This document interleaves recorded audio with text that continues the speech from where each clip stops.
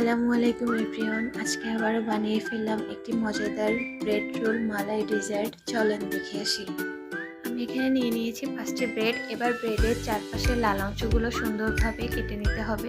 কেটে নেওয়া হয়ে গেলে ব্রেডটিকে চাপ দিয়ে নরম ও পাতলা বানিয়ে নিতে হবে। এভাবে সবগুলো ব্রেড আমি চাপ দিয়ে নরম ও পাতলা বানিয়ে নিলাম।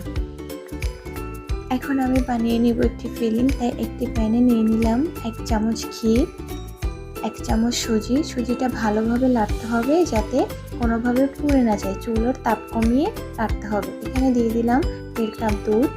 এরপর ভালোভাবে নাড়তে হবে। এরপর দিয়ে দিলাম এখানে 1 চামচ গুঁড়ো দুধ, 1 চামচ চিনি ও সামান্য একটু পরিমাণ মতো লবণ।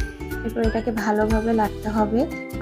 বাবল যখন উঠে যাবে এটা চুলো তাপ কমিয়ে ভালোভাবে নেড়ে চেড়ে এটাকে এভাবে ঘন বানিয়ে। ফিলিংটা বানানো হয়ে গেলে আমার আগে থেকে রেডি করে রাখা ব্রেডগুলোতে ফিলিংটা নিয়ে সুন্দর করে এভাবে রোল বানিয়ে নিতে হবে।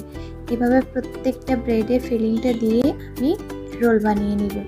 রোলগুলো দেখতেও অনেক সুন্দর, কিউট রোল। এভাবে সবগুলোকে রোল বানিয়ে নেব। এবার বানিয়ে নেব মালাই। প্যানে দিয়ে দিব 1 কাপ দুধ। এরপর এখানে দিয়ে দিব 1 চামচ পরিমাণ চিনি। এরপর দিয়ে দিব 1 চামচ গুঁড়ো দুধ। তারপর এটাকে ভালোভাবে নেড়ে এখানে দিয়ে দিব কিছু কনডেন্সড মিল্ক যাতে মালাইয়ের কালারটা ভালো হয় এবং ঘন হয়। এরপর কিছুক্ষণ নেড়ে চেড়ে এটাকে নামিয়ে নেব। মালাই বানানো হয়ে গেলে আগে থেকে করে রাখা রোলগুলোর উপর মালাই এভাবে করে দিয়ে দিতে হবে। এভাবে প্রত্যেকটি রোলের উপর মালাইটি দিয়ে নেব। এরপর ডেকোরেশনের জন্য আমি এখানে ইউজ করেছি কিছু। ফাইনালি রেডি আকর্ষণীয় মজাদার ব্রেড রোল মালাই ডেজার্ট। এটা দেখতে অনেক সফট হয়েছে আর খেতে খুবই মজাদার। কেমন হলো আজকে